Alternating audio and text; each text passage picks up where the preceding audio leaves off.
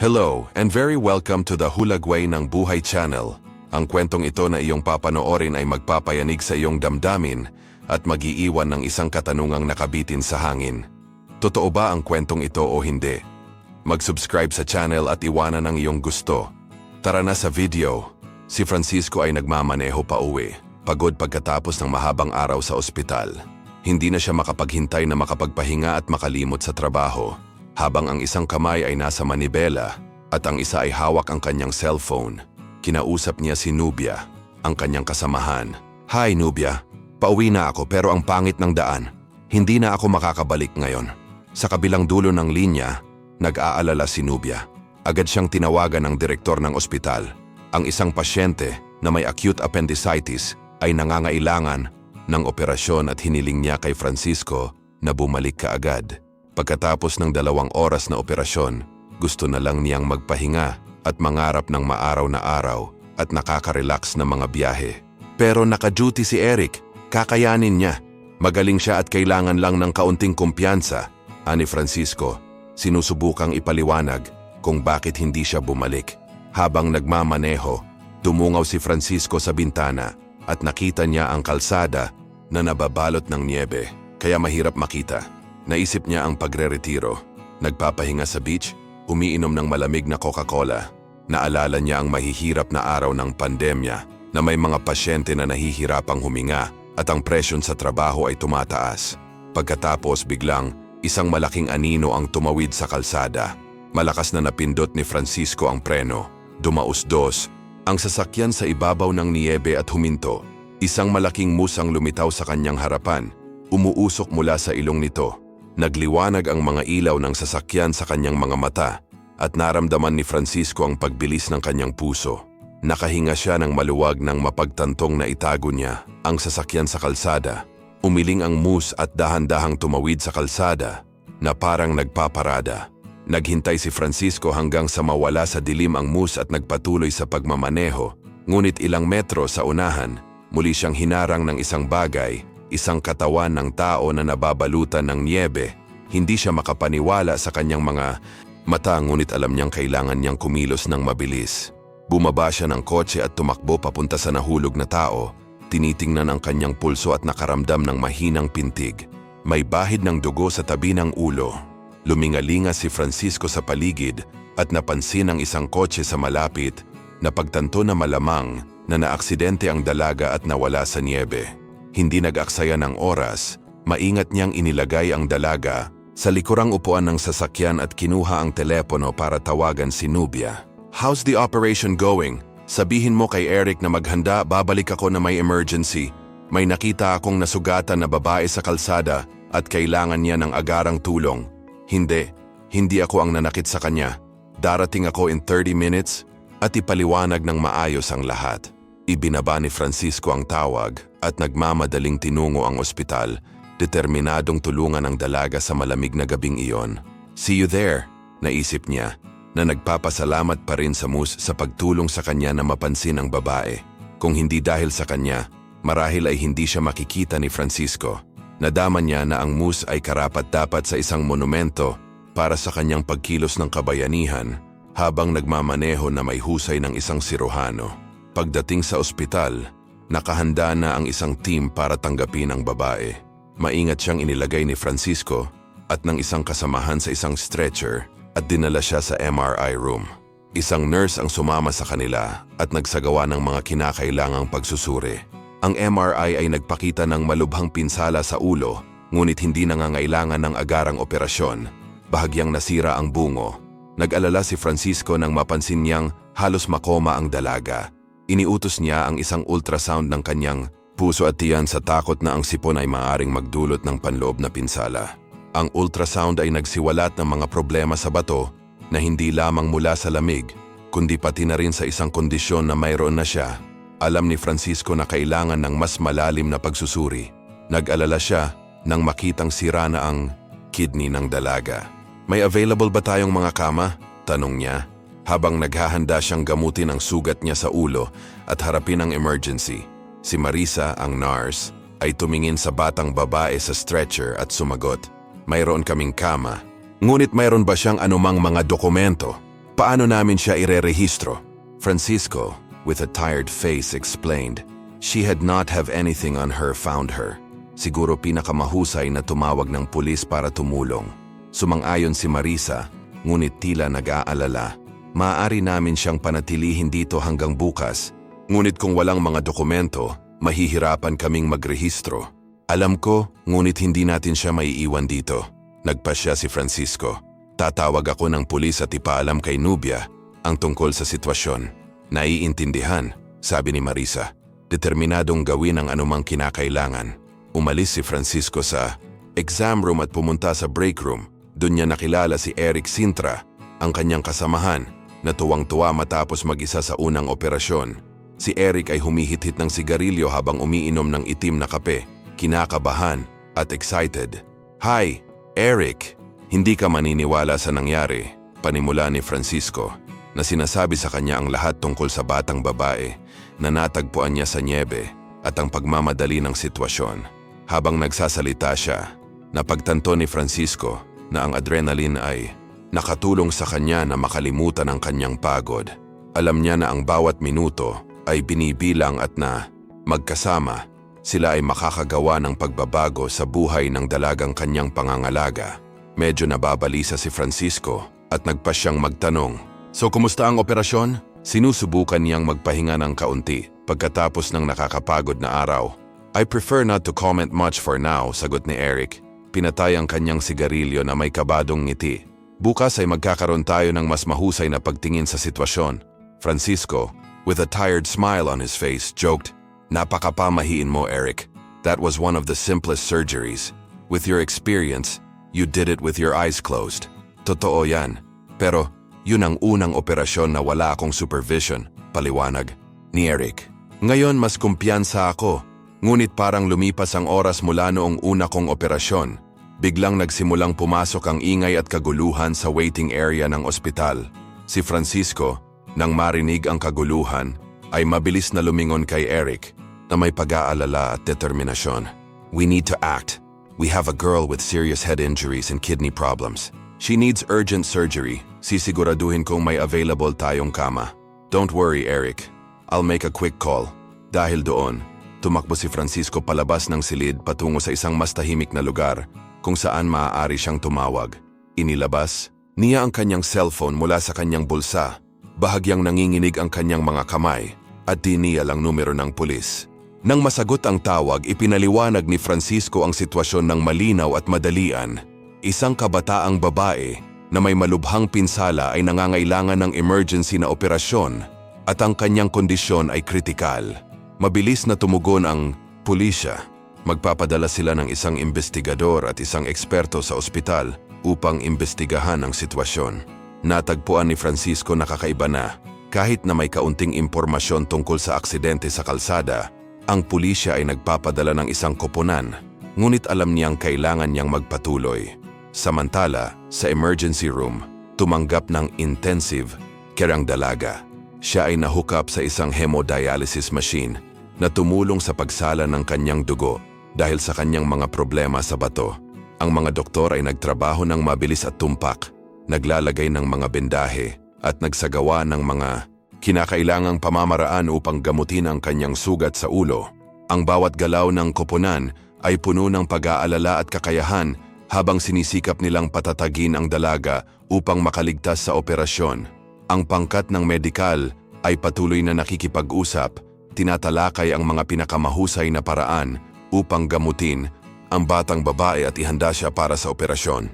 Inayos nila ang mga monitor, tinitingnan ang lahat ng vitals. Kahit na walang malay, tila mas ligtas ang dalaga dahil sa pagsisikap ng mga doktor. Di nagtagal, nalalapit na ang pagdating ng investigador at ng eksperto. Naghahanda ang ospital na tratuhin ang sitwasyon nang may kaseryosohan na hinihingi nito.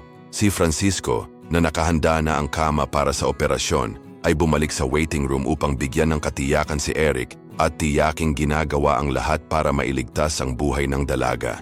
Damang-dama ang tensyon sa hangin habang ang lahat ay sabik na naghihintay sa pagdating ng mga autoridad at resolbahin ang medikal na emergency. Alam ni Francisco na ang sitwasyong ito ay nangangailangan hindi lamang ng kanyang mga medikal na kasanayan, kundi pati na rin ang mahusay na koordinasyon sa pagitan ng lahat ng kasangkot. Napakahalaga ng oras at determinado siyang gawin ang lahat para matiyak na magkakaroon ng pagkakataong gumaling ang dalaga. Nakaupo sa isang bench sa walang laman na pasilyo na may mga fluorescent na ilaw na kumikislap sa itaas, nadama ni Francisco ang pagod at nawala sa pag-iisip. Ang adrenaline ay nagbigay daan sa matinding pagod at ang kanyang mga mata ay nagsimulang pumikit. Nakatulog siya doon, nakasandal sa malamig na pader, na naginip ng isang malaking elk na may pulang mata na tila matamang nakatingin sa kanya. Pagkagising niya 4:00 na ng umaga ang orasan. Nakita ni Francisco na papalapit si Nubia kasama ang dalawang lalaki. Hiniling ng direktor ng ospital ang mga lalaking ito na kausapin katungkol sa babae. Anunsyo ni Nubia. Nagpakilala ang isa sa mga lalaking nasa edad 50 na may makapal na bigote at matangos na ilong. Kumusta? Ako si Daniel Lopez. Kailangan kong magtanong sa iyo ng ilang katanungan at magsulat ng isang ulat. Of course, sagot ni Francisco tumayo para batiin si Daniel. Ang isa pang lalaki na mukhang eksperto sa forensic ay may dalang bag na parang bag ng doktor at tahimik na pinagmamasdan ng lahat. Sinabi ni Francisco sa investigador ang lahat ng detalye ng nangyari kahit na binanggit niya ang mus na nakita niya sa kalsada. Maingat na isinulat ni Daniel ang lahat sa kanyang notebook. Pwede mo bang ipakita sa akin kung saan mo natagpuan ang babae? Tanong ni Daniel na may seryosong tingin. Oo, maaari kong subukan, sagot ni Francisco na bahagyang nag-aalangan. Madilim at umuulan ng niebe, ngunit susubukan kong ipakita sa iyo ang paligid. Pumunta sila sa kwarto kung saan pinapasok ang dalaga. Tumingin sa kanya si Daniel at nagtanong, hindi pa ba siya gising? Hindi, sagot ni Francisco. Ang mga pinsala ay napakalubha at may malaking pinsala sa kanyang utak. Habang nag-uusap sila, naramdaman ni Francisco na lumubog ang kanyang puso. Naisip niya kung paano mabilis na magbago ang mga bagay-bagay at kung paano magkakaroon ng magandang kinabukasan ng batang babaeng ito. Lalong tumindi ang determinasyon sa kanyang mga mata. Desidido siyang gawin ang kanyang makakaya upang matulungan itong magkaroon ng pagkakataong lumaban para sa kanyang buhay. Nagbigay ng ilang tagubilin si Daniel sa ekspertong si Vidal. Nakukuha sana ng fingerprints at DNA samples mula sa dalaga. Siguro makakahanap tayo ng ilang mga pahiwatig sa mga file. Iminungkahi niya. Si Francisco na nag-aalala ay nagkomento, sana ay hindi siya makoma. Nagre-react ang kanyang mga pupil sa liwanag, ngunit hindi namin alam kung kailan siya magigising. Maaaring tumagal ito. Anong klaseng kidney problem meron siya? Curious na tanong ni Daniel. Paliwanag ni Francisco, it's end-stage chronic renal failure. Ibig sabihin, hindi na gumagana ang kanyang kidney. Naging seryoso ang tingin ng investigador at tinanong niya, makakaligtas pa ba siya? Oo, kumpiyansang sagot ni Francisco. She is young and strong. Gagawin namin ang lahat para matulungan siya. Pagkatapos nagtanong si Daniel, wala siyang anumang mga dokumento sa kanya? Wala pagkumpirma ni Francisco. At hindi lumalabas na mayroong anumang pagsalakay. I see. Pumunta tayo sa lugar kung saan mo siya natagpuan. Nagpasya ang investigador. Bago sila umalis, si Nubia Vicente na nag-aalala ay nagtanong, ano ang nangyayari? Titingnan natin kung saan ko nakita ang babae para malaman kung sino siya, paliwanag ni Francisco. Sana makatulong ito sa paghahanap ng ilang mga pahiwatig. Sana magising na lang siya, ani Nubia na mukhang balisa. Sa ganoong paraan magiging mas malinaw ang lahat. Oh, asahan natin yan, sang-ayon ni Francisco. Samantala, kailangan nating ipagpatuloy ang pag-aalaga sa kanya. Hindi nagtagal, pumunta si Francisco at ang mga investigador sa lugar kung saan niya natagpuan ang dalaga. Sa daan, nakita ni Francisco si Vidal na kumukuha ng mga larawan at kumukuha ng mga sample mula sa lupa. Nagtataka, tinanong niya, sa tingin mo ba ito ay isang aksidente? Trabaho namin na alamin, sagot ni Vidal. Kailangan nating imbestigahan ang lahat, kahit ang mga bagay na tila hindi malamang. Habang nag-uusap sila, biglang nag-ring ang phone ni Francisco. Ito ay isang hindi kilalang numero. Hello, sino ang nagsasalita? Sagot ni Francisco. Sinusubukang intindihin kung sino ang nasa kabilang dulo. Francisco, ito si Mayor Gomez. Sagot ng malalim na boses. Nasaan ka ngayon? Nasa ospital ako, nagulat na sagot ni Francisco. Bakit mo ako tinatawag? May importanteng nangyayari, sabi ng Major. Kailangan kitang makausap ng personal. Isang lamig ang dumaloy sa gulugod ni Francisco. Pakiramdam niya ay may malaking mangyayari at kailangan niyang maging handa sa anumang sitwasyon. May ibang tao sa apartment ni Major, sabi ng boses. Nataranta si Francisco at hindi niya maintindihan kung bakit ang dami nilang tanong. I'm sorry pero hindi ko masyadong maintindihan, sagot niya. Mabuti pang umuwi ka na. Doon makikita mo ng malinaw ang lahat, patuloy ng Major, na lalong nag-alala kay Francisco. I can't go now. Please explain over the phone. Giit niya. Nag-alinlangan ang Major at saka nagtanong, nasa floor 43 ang apartment mo, right? Oo, pagkumpirma ni Francisco. Ang kapitbahay sa ibaba ay nagkaroon ng pagsabog ng gas. Iniulat ng Major. Nagulat si Francisco. Pagsabog ng gas? Oo, sabi ni Major. 3 floors have completely collapsed. We are clearing the rubble now. Buti, na lang at walang serious casualties. Si Lola lang sa 3rd floor ang nasugatan. Mas maganda kung dumating ka ngayon. Matapos ang lahat ng nangyari noong gabing iyon, natigilan si Francisco. Ang kanyang mga iniisip ay nalilito at mahirap maunawaan kung gaano karaming maaaring mangyari sa napakaikling panahon. May nakatira bang iba sa inyo? Tanong ulit ng investigador. Well, maswerte ka. Kung nasa bahay ka lang, mas malala pa ang sitwasyon. Halika sa lalong madaling panahon, payo ng Major. Sige, pupunta ako diyan. Namumutlang sabi ni Francisco habang hawak pa rin ang telepono. Anong nangyari? Tanong ng investigador. Nagkaroon ng pagsabog ng gas sa ibaba, sagot ni Francisco, na hininaan ang boses. Sabi ni Major may nasawi, tanong ng investigador. Hindi, isang babae lang ang nasugatan, sagot ni Francisco. Kailangan ko bang pirmahan ang ulat? Oo, tapos na tayo, ani Vidal. Wala na akong tanong. Si Daniel Lopez, ang investigador, ay nagbigay kay Francisco ng isang business card. Kung may nalalaman ka pang impormasyon tungkol sa babae, tawagan mo ako. Kinuha ni Francisco ang card at inilagay sa kanyang wallet. Gagawin ko. Salamat. Paalam. Sumakay siya sa kotse, pinaandar ang makina at umuwi. Sinusubukang ayusin ang kanyang mga iniisip. Nang dumating si Francisco, nadurog ang kanyang puso sa kanyang nakita. Ang kanyang apartment, na dating maaliwalas at ligtas na lugar, ay wasak na ngayon. Ang mga pader na dating matatag at malugod ay nasira na at wala ng buhay. Ang sahig ay natatakpan ng alikabok at mga piraso ng nawasak na kasangkapan, at ang kusina, na laging puso ng tahanan, ay gumuho, nabaon ang lahat sa paligid, na parang isang bagyong dumaan doon. Ang Major, na nasa kanyang tabi, ay tumingin kay Francisco na may napakaseryosong ekspresyon at sinabi, kung narito ka noong nangyari ang lahat, hindi ka makakaligtas. Ang epekto ay nagwawasak. Ang pag-aalala sa mga mata ng Major ay nagpabilis ng tibok ng puso ni Francisco at alam niyang kailangan niyang kumilos ng mabilis. Panahon na upang masuri ang pinsala at pag-isipan kung ano ang susunod na gagawin. Si Francisco ay ganap na nalilito, tumingin sa paligid at hindi alam kung ano ang gagawin. Nakakaloka ang eksenang nasa harapan niya na hindi niya maintindihan. Napansin ng Major ang pagkabalisa sa mukha ni Francisco at sinubukan siyang pakalmahin. Huwag kang mag-alala tungkol sa anumang bagay sa ngayon. Kami na ang bahala sa iyo. Nag-ayos ako ng isang pansamantalang silid sa sanatorium. Ito ay isang ligtas at komportabling lugar kung saan maaari kang makabawi at makaipon ng iyong mga iniisip. Habang sinusubukang iproseso ni Francisco ang lahat ng nangyayari, nagpatuloy ang Major. Hindi mo kailangang mag-alala tungkol sa iyong mga dokumento o mga personal na bagay. Pananatilihing ligtas ang lahat at ibabalik sa iyo kapag natapos na ang mga investigasyon. Ang pinakamahalagang bagay sa ngayon ay ligtas ka at pangalagaan ang iyong sarili. Itinuro ng Major ang sanitarium at sinabing, pumunta ka sa administrasyon. Ipakita mo ang iyong lisensya sa pagmamaneho at ipapaliwanag nila ang lahat ng kailangan mong gawin. Sila ang bahala sa iyo ngayon at siguraduhing okay ka. Nakadama ng ginhawa si Francisco na may halong kalungkutan. Alam niyang magulo ang kanyang apartment.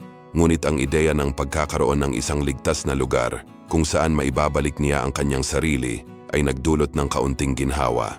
Habang naglalakad siya patungo sa sanitarium, ang kanyang isip ay napuno ng mga kaisipan tungkol sa muling pagtatayo ng kanyang buhay mula sa abo ng dati niyang tahanan. Sa kabila ng lahat ng hamon na iniharap sa kanilang sarili, nagsimulang umusbong ang pag-asa para sa isang bagong simula, kahit sa gitna ng kaguluhan. Habang papalapit siya sa administrasyon ng sanatorium, tiningnan ni Francisco ang nasirang gusali.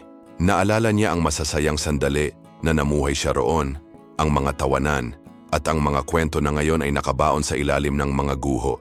Iniisip niya kung ano ang magiging hitsura ng muling pagtatayo hindi lamang ng gusali, kundi pati na rin ang kanyang buhay, lalo na pagkatapos ng hindi inaasahang muling pagsasama nila ng kanyang anak na si Suzanne.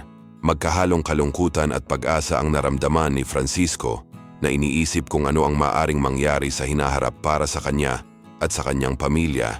Ang buong araw ay napuno ng mga papeles sa pangangasiwa ng sanatorium. Ang bawat anyo ay parang isang paalala ng pagkawala ng tahanan. Sa paglipas ng panahon, ang dami ng burokrasya ay nagdulot sa kanya na lalong nalulula. Ngunit hindi bababasa ang sanatorium ay nag-aalok ng komportabling silid kahit na walang internet. Ang mga libreng pagkain, tanghalian at hapunan ay nakaginhawa sa gitna ng emosyonal na kaguluhan. Kinabukasan, napalibutan si Francisco ng mga matulungin at mausisa na mga katrabaho. Nais ng lahat na malaman kung paano siya ginagawa at mag-alok ng tulong. Iminungkahi pa nga ng ilan na maghanap siya ng bagong apartment kung hindi agad bumuti ang mga bagay sa sanatorium. Sinubukan ni Francisco na manatiling kalmado.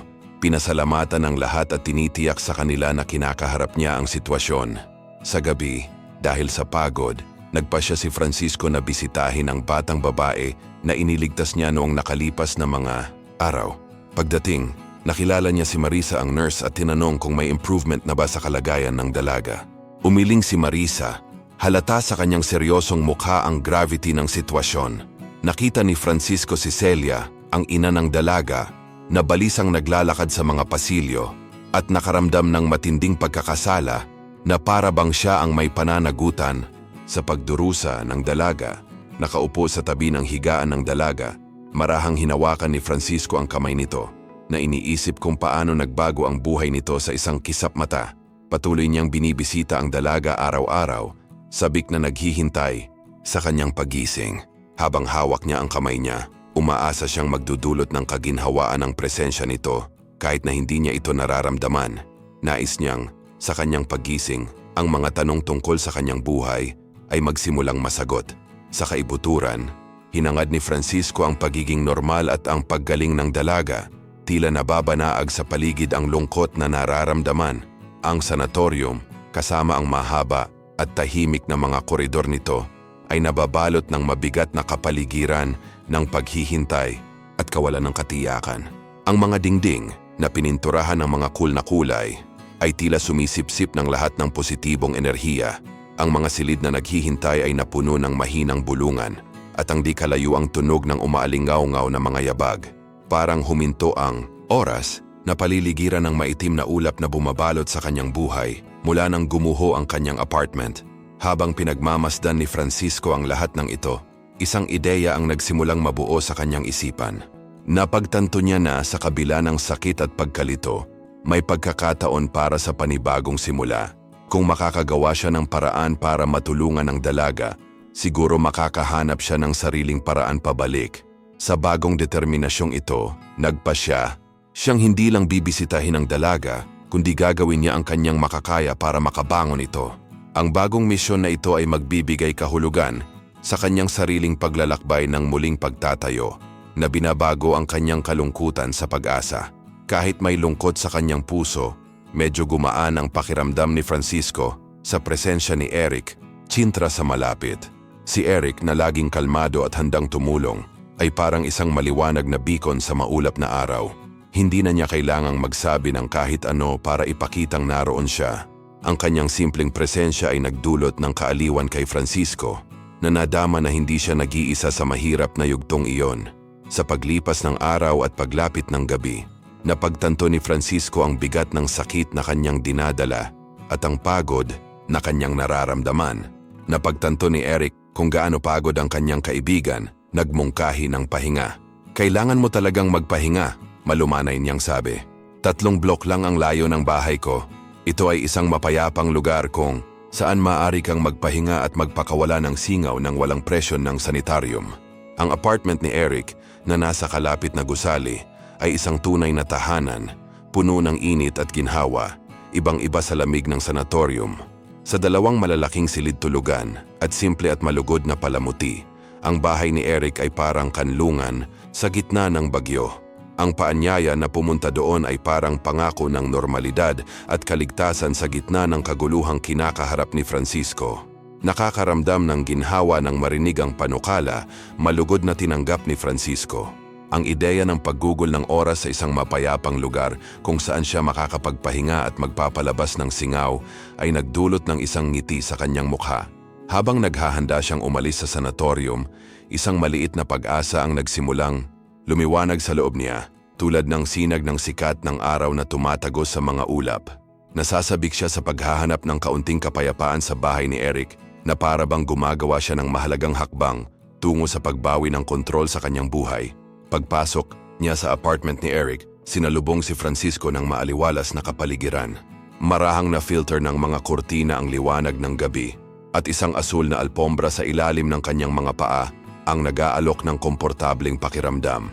Isang malaking telebisyon sa dingding ang nagbuga ng malambot na liwanag habang sumasayaw. Sa tubig nito ang aquarium na may goldfish na nakakuha ng atensyon ni Francisco. Napangiti siya nang makitang maingat na inaalagaan ni Eric ang mga isda at mas lalo siyang nakadama ng pakiramdam sa bahay. Ang apartment ni Eric ay matikas at maayos, malaking kaibahan sa simpleng lugar na tinitirhan ni Francisco. Habang nakaupo sila sa mesa, nagdala si Eric ng isang bote ng light wine at naghanda ng mga sariwang rolyo at masarap na salad. Ang pag-uusap sa pagitan nila ay umagos na parang batis at si Eric, na laging mabuting tagapakinig, ay naging komportable kay Francisco na pag-usapan ang tungkol sa kanyang mga takot at ang nalilitong damdamin na nagpahirap sa kanya. Habang lumalalim ang gabi, nagsimulang gumaan ang pakiramdam ni Francisco sa piling ni Eric. Nag-usap sila tungkol sa mga tagumpay at kabiguan ng buhay, nagbahagi ng mga tawa sa mga nakakatawang alaala at tinalakay ang hindi tiyak na kinakaharap ni Francis. Kahit na sa kahirapan, ang presensya ni Eric ay nagdulot ng bagong pag-asa kay Francisco na nagpapakita na magkasama nilang haharapin ang mga hamon na naghihintay pa rin. Palaging sumusuporta sa isa't isa. Sa pag-uusap, tinanong ni Francisco kung naisip na ba ni Eric na magkaroon ng pamilya. Of course I do, nakangiting sagot ni Eric. Pero kailangan ko munang ayusin ang financial life ko. Ang pagkakaroon ng pamilya at pagpapalaki ng mga anak ay nangangailangan ng maraming resources. Bahagyang nag-isip si Francisco at sinabing, "Totoo naman, hindi naman natin kailangang lutasin ang lahat ng sabay-sabay, di ba? Unti-unting mahuhulog ang mga bagay-bagay." Nagkaroon din ako ng mga pagdududa sa simula. Dahil sa alak na nakakatulong sa pag-init ng usapan, mas lalong nagbukas si Francisco. Sinimulan niyang ibahagi hindi lamang ang kanyang mga insecurities, kundi pati na rin ang mga pangarap na pinanghawakan niya malapit sa kanyang puso. Ang mga salita ay umagos tulad ng isang kalmadong ilog, lumilipat mula sa pagtawa tungo sa pagmumuni-muni sa buhay at ang kahalagahan ng pagkakaroon ng isang pamilya. Sa bawat tawa at bawat taus-pusong salita, tila mas lumalayo ang lungkot na kasama niya. Sa tabi ng isang tunay na kaibigan tulad ni Eric, nagsimula siyang maunawaan na kahit sa pinakamadilim na sandali, ang pagkakaibigan at suporta ay maaaring maging liwanag na nagbibigay liwanag sa landas. At habang ang dalawang magkaibigan ay nakikibahagi sa kanilang mga pag-uusap, si Francisco ay nagkaroon ng mas mahusay na ideya. Paano kung mas marami tayong natulungan? May magagawa tayo ng sama-sama para sa mga dumaranas din ng mahihirap na panahon. Mungkahin niya na kumikinang sa sigla ang mga mata. Ngumiti si Eric na gustuhan ang ideya at nagsimulang magplano ang dalawa kung paano sila makakagawa ng pagbabago sa buhay ng ibang tao. Sa bagong misyon na ito, nadama ni Francisco na hindi lamang siya nakatagpo ng aliw sa pakikipagkaibigan nila ni Eric, kundi pati na rin ang isang bagong layunin na maaaring magdulot ng kagalakan at pag-asa sa maraming iba pang nakapaligid sa kanya. Nagsimulang ibahagi ni Eric ang kanyang mga pangarap para sa hinaharap, tulad ng kanyang pagnanais na maglakbay at tumuklas ng mga bagong lugar sa buong mundo. Si Francisco excited ay nagkwento rin ng mga nakakatawang kwento mula sa kanyang kabataan.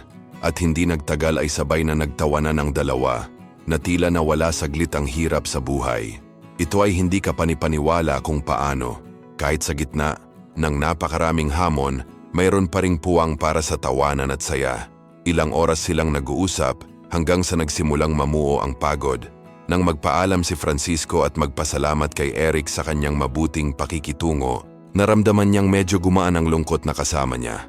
Habang naglalakad siya pabalik sa sanatorium, tumingala si Francisco sa langit na puno ng bituin at sa unang pagkakataon sa mga araw, isang kislap ng pag-asa ang lumitaw sa loob niya. Alam niyang marami pa siyang dapat harapin sa ospital at sa kanyang personal na buhay. Ngunit ngayon ay mas lumakas at kumpiyansa siya. Sa suporta ng kanyang mga kaibigan at bagong pananaw, handa si Francisco na harapin ang mga pagsubok na darating sa paniniwalang malapit nang sumikat muli ang araw sa kanyang buhay. Curious and with a friendly smile, Francisco turned to Eric and asked, "Eric, are you married?" Sandaling nag-isip si Eric at tila naglalakbay ang mga mata sa malayong alaala. "I was married," panimula niya na may bakas ng kalungkutan sa boses. "Ngunit ang aking asawa ay may sakit at namatay 4 na taon na ang nakakaraan. Wala kaming mga anak."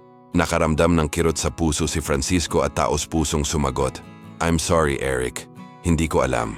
Nagpasalamat si Eric sa kanya, medyo emosyonal.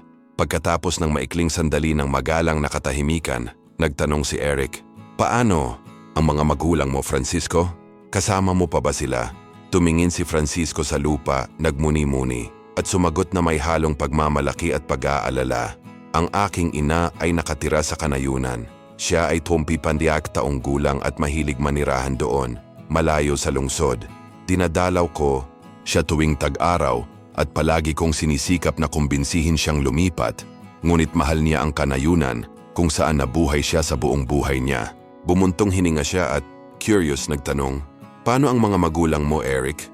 Nostalgically nasagot ni Eric, "Malayo rin ang tirahan nila.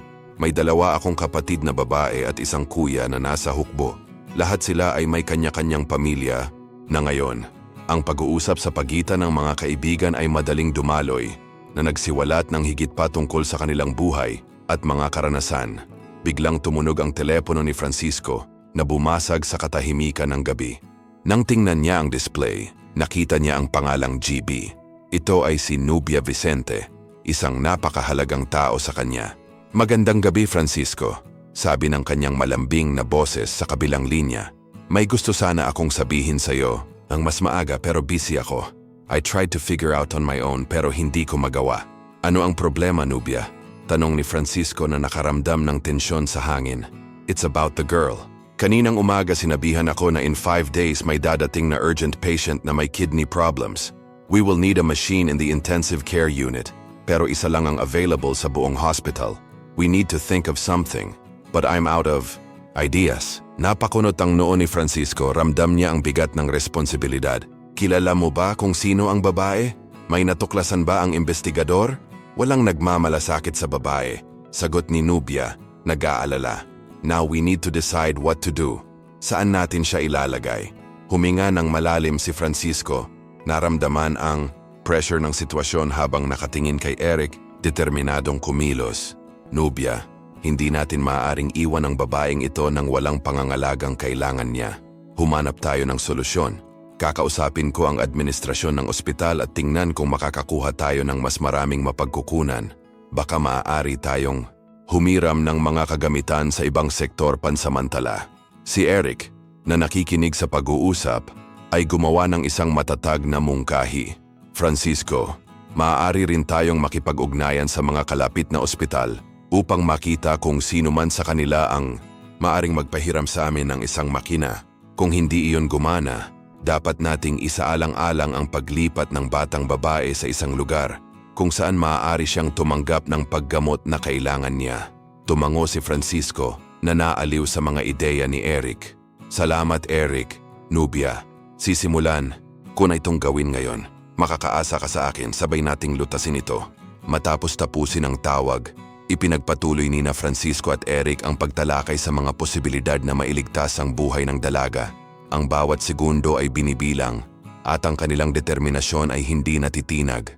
Sa pagtatapos ng gabi, napagod si Francisco, ngunit nagpapasalamat na magkaroon ng mga kaibigan tulad ni Eric at Nubia sa tabi niya.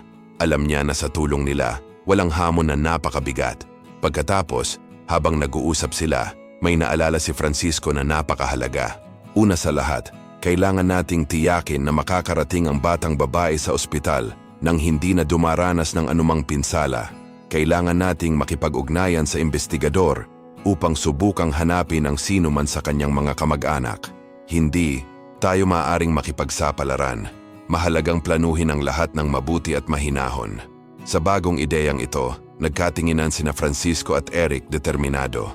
Alam nilang magiging mahirap ang paglalakbay, ngunit magkasama, handa silang harapin ang anumang dumating. Kung tutuusin, muling isinilang ang pag-asa sa bawat hakbang nila at pagkakaibigan ang puwersang nagbuklod sa kanila na nagbibigay liwanag sa daan sa gitna ng dilim. Resolbahin natin ito, Francisco, sabi ng direktor ng ospital sa matatag na boses bago ibinaba ang telepono. Nakita ni Eric na nasa malapit ang nag-aalalang ekspresyon ni Francisco at agad na nagtanong, ano ang nangyari sa babae? May nangyari ba? Napabuntong hininga. Nang malalim si Francisco, ramdam niya ang pagkaapurahan ng sitwasyong nagpapabigat sa kanya.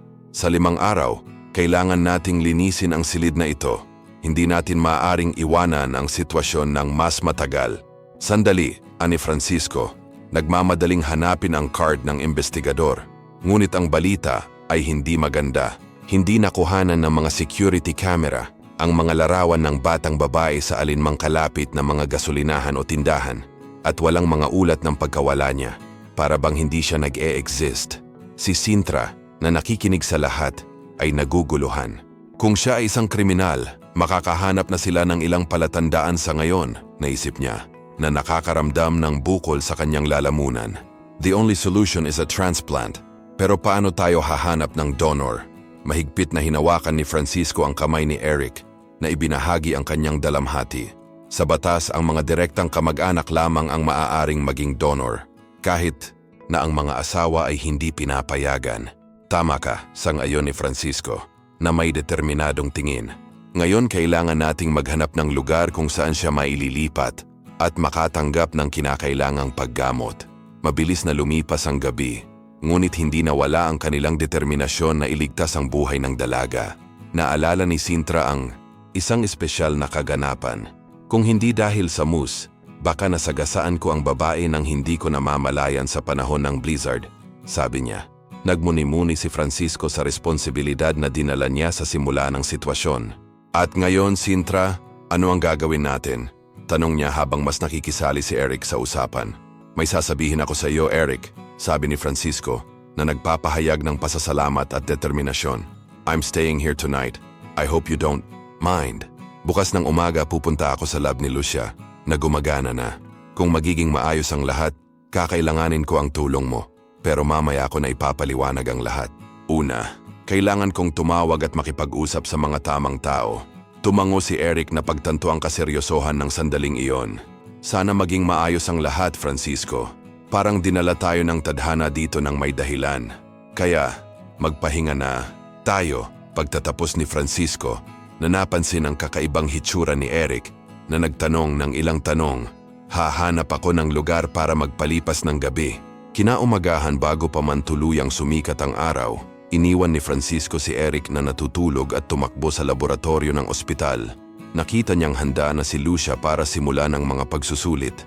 Magkasama, kumuha sila ng mga detalyadong larawan ng mga bato ng batang babae, sabik na malaman kung tumugma sila sa data ng isang posibleng donor. Sa tanghali, dumating ang pinakahihintay na balita. Ang bato ng batang babae ay tugma sa magagamit na data. Isang pakiramdam ng kaginhawaan ang sumalakay sa puso ni na Francisco at Lucia. Kahit na alam nilang marami pang dapat gawin, nagkaroon sila ng tunay na pagkakataon na iligtas ang babae. Ngayon, oras na para mag-ipon ng isang pangkat ng mga doktor, ng kidney transplant at mga anesthesiologist. Kailangang maging handa ang lahat sa loob lamang ng 4 na araw. Sa kanyang malawak na karanasan sa mga transplant, alam ni Francisco kung paano i-coordinate ang mga komplikadong pamamaraang ito Nakagawa siya ng network ng mga maimpluwensyang kontak sa paglipas ng mga taon. Bagamat hindi pa siya naniningil para sa kanyang mga serbisyo, ngayon ay kailangan niyang kumilos ng mabilis. Isang kaibigang surgeon na dalubhasa sa mga kidney transplant ang sumang-ayon na tumulong, bagamat humingi siya ng kaunting bayad para maiwasan ang mga legal na komplikasyon. Maraming kaibigan ang natulungan ni Francisco sa mga kritikal na sandali at ngayon ay umaasa siya sa network na ito upang iligtas ang buhay ng dalaga. Ang taga-usig ay may utang na loob din kay Francisco dahil ang kanyang anak ay dati nang nakatanggap ng mahalagang tulong. Habang naghahanda ang lahat nakaramdam ng pag-asa si Francisco, alam niya na ang pagtutulungan ng magkakasama ay mahalaga at ang kanilang determinasyon ay maaaring gumawa ng pagbabago. Magkasama tayong humanap ng paraan para mailigtas ang buhay na ito, sabi ni Francisco. At lahat, kasama sina Lucia at Sintra, ay tumango, handang harapin ang hamon. Pagkatapos ng lahat, kapag ang isang puso at isang isip ay nagkakaisa sa paghahanap ng mabuti, ang mga himala ay maaaring mangyari. Habang naghahanda si Francisco at ang kanyang pangkat para sa operasyon, tila lumipas ang oras. Bawat detalye ay mahalaga at kailangan nilang planuhin ng mabuti ang lahat para matiyak na matagumpay ang operasyon at gumaling ng maayos ang dalaga. Napakalaki ng pressure, ngunit hindi naging mas malakas ang determinasyon ni Francisco na iligtas ang buhay ng dalaga. Habang tumatakbo siya pabalik-balik, naisip ni Francisco kung gaano karupok ang buhay. Alam niya na kahit isang maliit na aksyon ay maaaring gumawa ng malaking pagbabago. Gawin natin ang lahat ng ating makakaya, sinabi niya sa kanyang koponan. Napakiramdam na sa kabila ng mga hamon, mayroon pa ring tunay na pagkakataon na tulungan ang batang babae na iyon at gumawa ng mabuti para sa isang taong talagang nangangailangan nito. Kailangan nating bilisan ang mga bagay-bagay, naisip ni Francisco.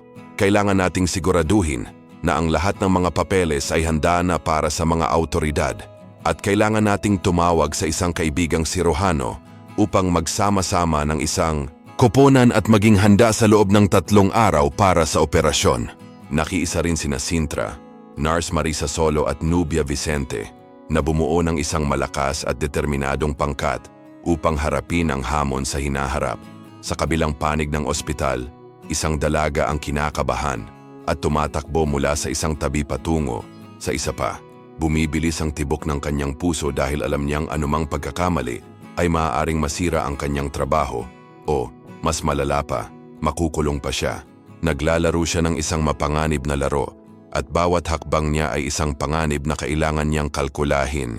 Ang sitwasyon ay naging napaka-tense kaya nagpasya siyang mabilis na umalis sa emergency room at hinirang si Francisco bilang pansamantalang direktor ng ospital. Nagulat ito sa mga miyembro ng komisyon na bumibisita. Sa sobrang galit sa mga desisyon, tumakbo siya sa mga pasilyo ng ospital kung saan ang mga pasyente ng coronavirus ay buong tapang na lumalaban sa sakit. Ang oras ay hindi na isang luho na kaya niya. Ang pagsuway sa mga panuntunan sa kwarentenas, nag-organisa siya ng hapunan sa isang marangyang restaurant. Ang bawat kagat ay parang tahimik na protesta laban sa mga pamantayang nakapaligid sa kanya. Naghalo ang adrenaline at takot habang tinatamasa niya ang maikling sandali ng kalayaan. Alam na bawat segundo ay maaaring magbago ng kanyang kapalaran. Pagkalipas ng 2 araw, nawala siya na parang nawala sa mga anino na nilikha niya. Si Francisco, na ngayon ay nasa gitna ng lahat ng kalituhan na ito, ay nakatanggap ng 3 balita na magbabago sa takbo ng susunod na ilang linggo. Una, si Otavio ay nagpakita sa ospital kasama ang isang maingat na grupo. Tumupad sa kanyang pangako at nagtanong ng ilang mga katanungan. Sinuri ni Otavio ang mga pagsusulit at nagulat siya nang makitang magkatugma ang donor at ang babae. Tinanong pa niya kung may koneksyon sa pamilya, ngunit si Francisco, na naiintriga sa napakaraming sikreto, ay itinanggi ang anumang relasyon. Ang mga resulta ay nakakagulat, sabi ni Otavio na may isang misteryosong tono. Minsan ang buhay ay may mga misteryo. Ang pangalawang magandang balita ay ang batang babae ay nagsimulang magpakita ng mga palatandaan ng paggaling. She came out from a deep coma at medyo gumagalaw. Ang bawat maliit na galaw niya ay naghahatid ng sinag ng pag-asa kay Francisco na sabik na sinusubaybayan ang bawat paghinga niya. Ang silid ng ospital ay parang isang tahimik na larangan ng digmaan na may mga monitor na kumikislap at mga nurse na bumubulong ng mga salita ng pampatibay loob. Bagamat maselan pa rin ang operasyon, nakadama si Francisco ng kumpiyansa sa malawak na karanasan ni Otavio at sa husay ng anesthetist na kasama niya. Ang bawat kilusang kirurhiko ay pinlano ng may katumpakan at ang bawat desisyon ay ginawa ng may kaseryosohan ng isang taong nakakaalam na ang kapalaran ng batang babae ay nasa kanilang mga kamay. Ang katahimikan ng waiting room ay kabaligtaran ng galit na aktibidad sa operating room kung saan ang buhay ng batang babae ay nakabitin sa balanse.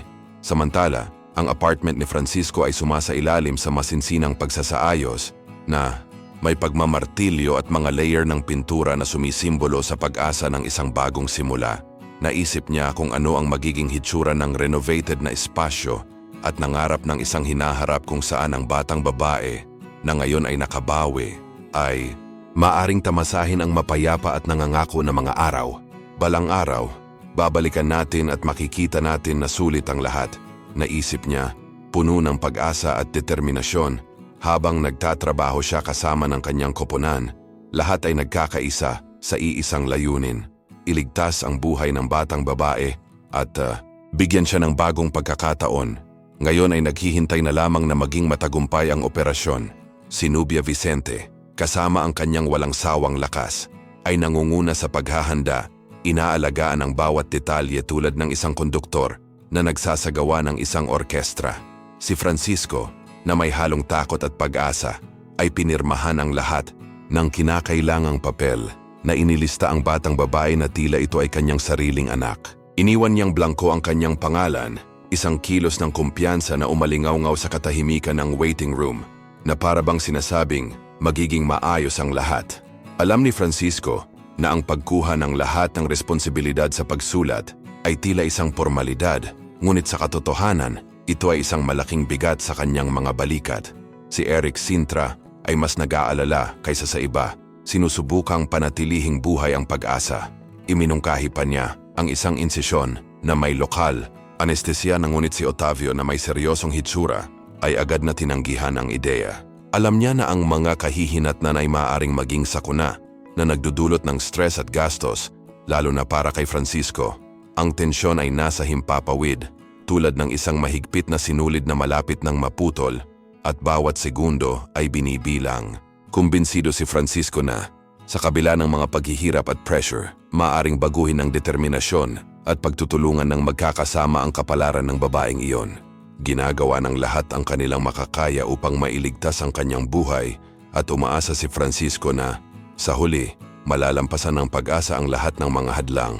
Si Otavio, sa kanyang kumpiyansa na paraan, ay hindi nagkomento sa mga panganib na kanyang ginagawa. Marahil ay nadama niya na oras na upang bayaran ang ilang mga utang na kanyang inutang sa kanyang sarili. Si Marisa, na may kinang sa kanyang mga mata, ay humanga sa determinasyon ni Francisco. Para sa kanya, ang pag-opera na iyon ang tanging paraan kahit na alam niya na ang anumang pagpipilian ay maaaring humantong sa isang trahedya na resulta. Ang kanyang sensitivity ay isang espesyal na hawakan sa gitna ng lamig ng kapaligiran ng ospital. Samantala, naglihim si Lucia. Ang babaeng sinusubukang tulungan ni Francisco ay hindi tugma para sa donasyon. Maging ang kanyang grupo ng dugo ay iba. Isang araw bago ang operasyon, isang kapaligiran ng pamahiin ang pumalit sa ospital na parang isang himala ang mangyayari. Parang himig ng pag-asa para kay Francisco ang huling mga salita ng anesthetist. Nang imulat ni Francisco ang kanyang mga mata, nakita niya si Sintra sa tabi niya na may seryosong ekspresyon. Napansin ni Sintra ang curious na tingin ni Francisco at bahagyang tumango. Sinusubukang pakalmahin siya bago siya sumuko sa nakakakalmang epekto ng anesthesia. Nang magising siya, matinding sakit at panginginig ang bumalot sa kanyang katawan. Nakatuon ang mga mata niya sa nakabukas na bintana ng ICU kung saan nakahiga ang dalaga sa katabing kama. Isang pamilyar na boses ang tumawag sa kanyang pangalan. Dito ay si Marisa, ang nurse na may malugod na ngiti na nakasuot ng pink na uniforme. Naging maayos ang lahat, Francisco, sabi ni Marisa habang maingat na isinara ang bintana. The operation was 2 hours ago at kakaalis lang ni Otavio. Sabi niya, stable ka na. Pagkaraan ng 10 minuto, lumitaw si Otavio. Kumusta ang pakiramdam mo, Francisco? Tanong niya. habang sinusubukan pa ring intindihin ni Francisco ang nangyari. Kahit kailan, hindi pa ako kakampi ng pasyente. Bulong ni Francisco na nalilito pa rin. Kumusta ang operasyon? Ito ay matatag, sagot ni Otavio. The kidney is working well. Everything as expected. Nubia will tell you more details. I just wanted to warn you, Francisco. Regardless of what happened, I know what I was doing. Don't blame me for anything. Kumunot ang noo ni Francisco na lilito. Anong nangyayari? Magpapaliwanag si Nubia mamaya, sabi ni Otavio, naghahanda na umalis. I have another surgery the day after tomorrow. I'll call you when you are better. Don't worry. Sa pag-alis ni Otavio, nadama ni Francisco ang pagkawala, tulad ng isang bangka na inaanod sa maalon na dagat. Sa tanghalian, sinubukan siyang pakalmahin ni Mariza, ngunit hindi niya alam kung paano sasagutin ang mga nakababahalang tanong tungkol sa mga alalahanin ni Otavio. Nang sa wakas ay nagpakita si Nubia ng 4:00 ng hapon at hilingin kay Mariza na iwan sila ng mag-isa. Nagsimulang magkaroon ng mga bagay sa isip ni Francisco. Pinakinggan ni Francisco ang mga salita ni Nubia na may bukol sa kanyang lalamunan at mabilis ang tibok ng kanyang puso. Ang kanyang mga salita ay tila mabigat, puno ng kahulugan na hindi pa rin niya lubos na maunawaan. Wait, Nubia, putol nito sa kanya. Nanginginig ang boses sa pagkalito at takot. Can you be clearer? Everyone is talking in riddles. Ang ginaw sa kanyang gulugod at ang gravity ng sitwasyon ay nagsimulang ipakita ang kanilang mga sarili sa kanyang harapan, tulad ng isang palaisipan na kailangan niyang pagsama-samahin, pira-piraso. Habang naghihintay ng mga sagot, dumungaw si Francisco sa bintana at nakita ang maulap na kalangitan na sinasalamin ang kanyang magulong pag-iisip. Alam niyang mababago ng sandaling iyon ang lahat at nasa mga kamay niya ang kinabukasan ng dalaga. Ang susunod na nangyari ay magiging mahalaga, hindi lamang para sa kanya, kundi para sa kanilang lahat. At nadama niya na, kahit papaano, ang pag-asa ay nagliliwanag pa rin sa madilim na landas sa hinaharap. Bukas, darating ang mga doktor kasama, ang mga investigator ng ministeryo, sabi ni Nubia. Seryoso ang kanyang boses na parang nagkukuwento ng nakakatakot. Kailangan mo silang kausapin. Tila napakabigat ng bawat salitang lumalabas sa bibig ni Nubia. Binalaan ko rin si Otavio. Ngayon nakasalalay sa iyo ang lahat. Isipin mo kung gaano karaming buhay ang naapektuhan mo dahil sa iyong kawalang ingat. Ang tanong na ito ay paulit-ulit na tumutunog sa isipan ni Francisco na nagpapaunawa sa kanya kung gaano kalaki ang maaaring idulot ng kanyang mga aksyon. Habang tila humihinto ang oras, naramdaman ni Francisco na malapit na siyang mahulog sa isang butas na hinukay niya mismo. Ang bawat pintig ng kanyang puso ay parang kampana na nagpapaalala sa kanyang responsibilidad. Alam niyang hindi niya matatakasan ang mga kahihinatnan na nalalapit tulad ng mga nagbabantang anino. Nakinig si Francisco kay Nubia, nagulat at natakot. Kahit masakit ang mga salita nito, alam niyang matagumpay ang operasyon at maayos naman ang dalaga. Huminga siya ng malalim at napagtantong may oras pa siyang maghanap ng solusyon. Si Nubia, sa kabila ng pag-aalala, ay tila medyo gumaan. Alam niya na ang pinakamalaking hamon ay darating pa. Ang pagtiyak na ang babae ay ganap na gumaling at haharapin ang mga kahihinatnan na darating. God bless, sabi ng direktor ng ospital habang papaalis na iniwan si Francisco na medyo nakatulala. Nang imulat niya ang kanyang mga mata, nakita niya ang dalagang nakahiga sa tabi niya. Nalilitong tanong niya, "Nasaan ako?" Bago pa makasagot ang sinuman, tumakbo na si Mariza sa kwarto. "Halika dali," bulalas niya, itinuro ang susunod na kama. Gising na siya. Ang batang babae na may nalilitong tingin ay nagtanong sa napakaliit na boses, "Nasaan ako?" Ngumiti ng malambing si Mariza. "Nasa ospital ka, maayos na ang lahat. Naalala mo ba ang pangalan mo?" Nag-alinlangan ang dalaga. "Anong nangyari? Paano ako napunta dito?" Magiliw na hinawakan ni Mariza ang kanyang kamay. "Natagpuan ka sa kalsada. Naalala mo ba ang nangyari noon?" Napailing ang dalaga sa sakit. "Ang hirap tandaan. Ang sakit ng ulo." Coach Mariza, understanding, said, "I'll give you some medicine for the pain." Ang batang babae na nagngangalang Susan ay tumingin kay Francisco ng may pagtataka. Ang kanyang mga mata ay nagniningning habang pinagmamasdan ang kanyang mukha. "Stay still for a while, okay?" Tanong niya sa malambing na boses. Napangiti. Si Francisco na antig nang makita ang dalaga na ngayon ay napakahalaga sa kanya. Para sa kanya, Ang mahalaga sa sandaling iyon ay ang kasalukuyan at ang kinabukasan na bumukas sa kanilang harapan. Parang magic door. 2 araw na ang nakalipas mula noong operasyon na nagpabago sa kanilang buhay magpakailanman. Ang kagalakan ng mapagtagumpayan ng isang malaking hamon ay nagbigay daan sa tensyon. Sa pagdating ng mga mananaliksik ng ministeryo sa ospital, si Francisco, na nagpapagaling pa, ay nagawang maglakad sa mga koridor matapos na tanungin ng ilang beses. Isang pulis ang laging nakabantay malapit sa silid ni Suzanne na sa kanyang mahinang kalusugan ang tanging saksi sa nangyari. Ang bagong kidney ni Suzanne ay gumagana ng maayos, isang tunay na himala na nagbigay sa kanya ng pangalawang pagkakataon. Lumalaban pa rin ang kanyang katawan sa ICU at ang bawat paghinga niya ay parang hininga ng pag-asa ng makabawi siya sa trauma. Ang investigador na si Daniel Lopez ay madalas na bumisita kay Suzanne na pinagmamasdan ang kanyang inosenteng mukha sa paghahanap ng mga sagot na hindi pa malinaw. Habang ang ospital ay umuugong sa aktibidad sa paligid niya, naramdaman ni Francisco ang bigat ng kawalan ng katiyakan sa kanyang mga balikat. Ang bawat palihim na sulyap sa corridors at bawat malayong pag-uusap ay nagpapataas ng pakiramdam na ang kanilang kapalaran ay pinagpapasyahan ng isang bagay na hindi nila kontrolado. Sa isa sa mga pagbisita, pinuri ni Lopez si Francisco. Magaling ang ginawa mo sa pagtulong sa investigasyon at pagsagip sa buhay ng babaeng ito. Kung wala ka, maraming misteryo ang hindi pa rin masasagot. Nagpasalamat si Francisco sa kanya at nag-isip kung paano pa siya makakatulong. Kung may kailangan ka, nandito ako para tumulong. Tawagan mo lang ako. Biglang may pumasok na ideya sa isip ni Francisco. I would like to compare my DNA to Suzanne's. May chance ba na related siya sa akin? Hindi sigurado si Lopez, ngunit iminungkahi niyang kausapin niya si CSI Vidal Soler sa lokal na istasyon ng pulisya upang mag-imbestiga pa.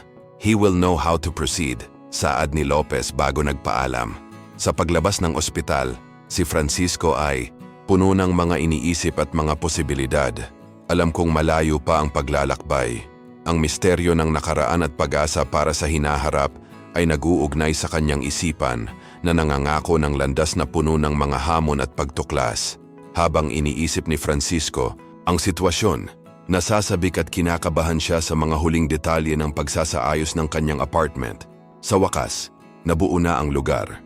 Ngunit kahit na pumipili ako ng mga kasangkapan at nagpinta ng mga dingding, hindi ko maiwasang isipin ang problema ng mga ilegal na operasyon. Kumuha siya ng abogado upang tulungan siya, ngunit ang proseso ay tila walang katapusan at iniiwan siyang pagod. At sa gitna ng lahat ng ito na naginip si Francisco, naisip niya kung ano ang magiging pakiramdam ng pag-uwi, buksan ang pinto at makita ang bagong tahanan na gusto niya ng husto.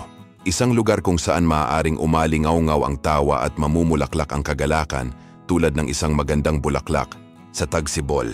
Tumibok ang pag-asa sa kanyang puso at alam niyang sa kaunting lakas ng loob, kaya niyang harapin ang anumang unos na dumating sa kanya. Nang sumapit ang gabi at umuwi si Francisco, sa sobrang pagod ay halos hindi na niya maimulat ang kanyang mga mata. Nakatulog siya halos kaagad, ngunit ang kanyang mga panaginip ay puno ng mga alalahanin at alaala tungkol kay Suzanne. Sa madaling araw, ang pakikipag-usap kay Daniel Lopez ay nagdala ng mahalagang balita.